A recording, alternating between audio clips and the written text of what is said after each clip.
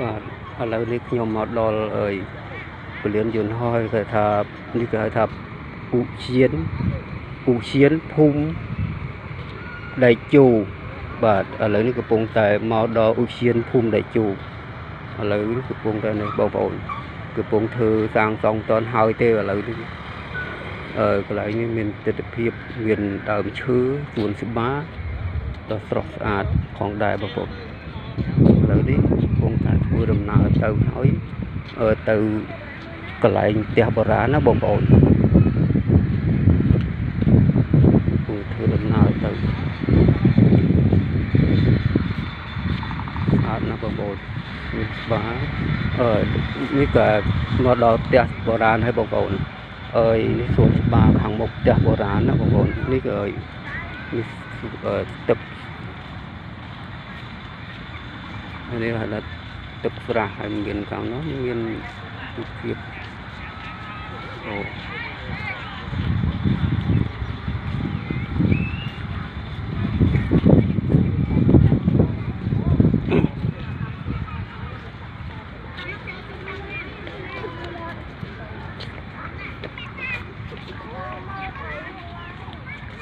បងស្អាតណាស់ក្នុងទិដ្ឋភាពទីនេះ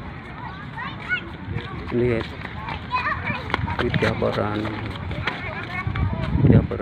មកវត្តរចនាស្អាតបងឥឡូវនេះខ្ញុំនឹងឡើងលើផ្ទះបុរាណនេះថតដើម្បីឲ្យបងប្អូនស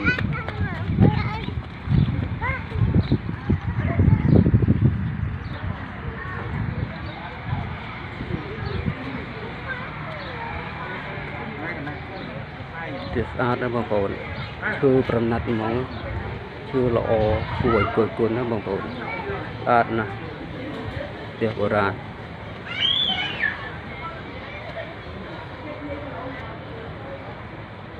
នេះ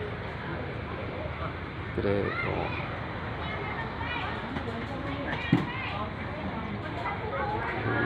យកខាងមុខ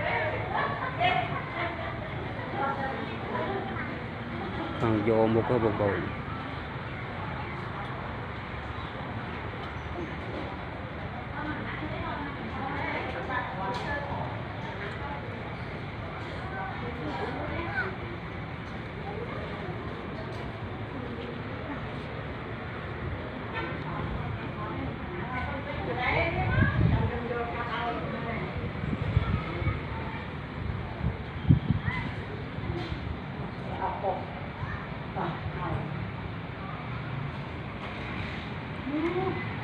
มาสอนละนี่